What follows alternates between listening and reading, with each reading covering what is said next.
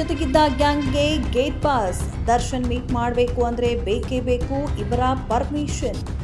ಕೊಲೆ ಕೇಸ್ನಲ್ಲಿ ಜೈಲು ಸೇರಿದ ನಟ ದರ್ಶನ್ ಜಾಮೀನು ಪಡೆದು ಹೊರಗೆ ಬಂದಿದ್ದಾರೆ. ಬೆನ್ನು ನೋವಿನ ಸಮಸ್ಯೆಯಲ್ಲೂ ಸಿನಿಮಾ ಕೆಲಸಗಳ ಬಗ್ಗೆ ಕೂಡ ಚರ್ಚೆ ನಡೆಸಿದ್ದಾರೆ. ಇತ್ತೀಚೆಗಷ್ಟೇ ಕೋರ್ಟ್ ದರ್ಶನ್ಗೆ ಸಿಕ್ಕ ಜಾಮೀನು ಷರತ್ತನ್ನ ಸಡಿಲಗೊಳಿಸಿದೆ. ಇನ್ನು ಬೆಂಗಳೂರು, ಮೈಸೂರು, ಬಾಂಬೆ, ಡೆಲ್ಲಿ ಅಂತ ಓಡಾಡಲು ಪರ್ಮಿಷನ್ ಕೂಡ ಸಿಕ್ಕಿದೆ. ಆದರೆ ಯಾರೇ ದರ್ಶನ್ ಅವರನ್ನ ಭೇಟಿಯಾಗಬೇಕು ಅಂದ್ರೂ ಅವರ ಪರ್ಮಿಷನ್ ಬೇಕೇ ಬೇಕಂತೆ. ಯಾರು ಅದು ಹೇಳ್ತೀವಿ ಕೇಳಿ. ನಟ ದರ್ಶನ್ ಡೆವಿಲ್ ಶೂಟಿಂಗ್ ಶುರು ಮಾಡುವ ತವಕದಲ್ಲಿದ್ದಾರೆ. ದರ್ಶನ್ ಬರ್ತ್ಡೇ ದಿನ ರಿಲೀಸ್ ಆದ ಡೆವಿಲ್ ಸಿನಿಮಾಗೆ ಬಿಗ್ ಪಾಸಿಟಿವ್ ರೆಸ್ಪಾನ್ಸ್ ಸಿಕ್ಕಿದ್ದು ಚಿತ್ರ ಕೂಡ ಖುಷ್ ಆಗಿದೆ. ಸಿನಿಮಾವನ್ನ ಶೀಘ್ರದಲ್ಲೇ ತೆರೆಗೆ ತರುವ ಪ್ಲಾನ್ ಮಾಡ್ತಿದೆ. ಇದರ ನಡುವೆ ಮತ್ತೊಂದು ದೊಡ್ಡ ಸುದ್ದಿ ಹೊರಬಿದ್ದಿದೆ. ದರ್ಶನ್ ಸುತ್ತ ಇದ್ದ ಹಳೆ ಗ್ಯಾಂಗ್ಗೆ ಗೇಟ್ ಪಾಸ್ ನೀಡಿದ್ದು ಹೊಸ ರೂಲ್ಸ್ ತರಲಾಗಿದೆ.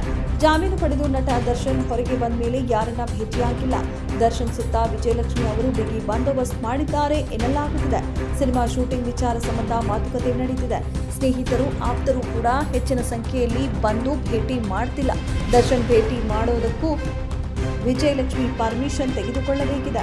ವಿಜಯಲಕ್ಷ್ಮಿ ಅನುಮತಿ ಪಡೆದೇ ದರ್ಶನ್ ಅವರನ್ನ ಭೇಟಿಯಾಗಬೇಕು ಎನ್ನಲಾಗುತ್ತಿದೆ. ಇನ್ನು ಕೊಲೆ ಕೇಸ್ ಮೇಲೆ ನಟ ದರ್ಶನ್ ಜೈಲು ಸೇರಿದ ಮೇಲೆ ಮುಗಿತು ಈ ನಟನ ಸಿನಿ ಕೆರಿಯರ್ ಅನ್ನುವ ಮಾತು ಸ್ಯಾಂಡಲ್ವುಡ್ ಅಂಗಳದಲ್ಲಿ ಕೇಳಿ ಬಂದಿತ್ತು. ಜೈಲಿನಿಂದ ಹೊರಗೆ ಬಂದ ಮೇಲೆ ಅಭಿಮಾನಿಗಳನ್ನ ದರ್ಶನ್ ಅನ್ನ ಒಪ್ಪಿಕೊಂಡ ರೀತಿ ನೋಡಿ ಅನೇಕರು ಶಾಕ್ ಆಗಿದ್ದಾರೆ. ಅದೇ ಅಭಿಮಾನ ಆದ್ರೆ ಕ್ರೇಜ್ ಈಗಲೂ ಕೂಡ ಇದೆ. ಇದನ್ನೆಲ್ಲ ನೋಡಿದ ವಿಜಯಲಕ್ಷ್ಮಿ ಗಂಡ ತಪ್ಪು ಮಾಡದಂತೆ ತಡೆಯಲು ಆತನ ಮೇಲೆ ಹದ್ದಿನ ಕಣ್ಣಿಟ್ಟಿದ್ದಾರೆ ಎನ್ನಲಾಗುತ್ತಿದೆ. ದರ್ಶನ್ ಸ್ಥಾನಮಾನ ಉಳಿಸಲು ವಿಜಯಲಕ್ಷ್ಮಿ ಕೆಲ ನಿರ್ಧಾರವನ್ನ ತೆಗೆದುಕೊಂಡಿದ್ದಾರೆ.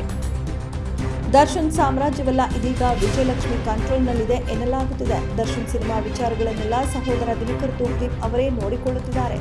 ದರ್ಶನ್ ಹಳೆ ಪಟಾಳಂಗೆ ಗೇಟ್ ಪಾಸ್ ಕೊಟ್ಟ ಬಳಿಕವೇ ಆರ್ ನಗರ ಮನೆಗೆ ದರ್ಶನ್ ಅವರನ್ನ ವಿಜಯಲಕ್ಷ್ಮಿ ಕಳುಹಿಸಿದ್ದಾರೆ ಎನ್ನಲಾಗುತ್ತಿದೆ.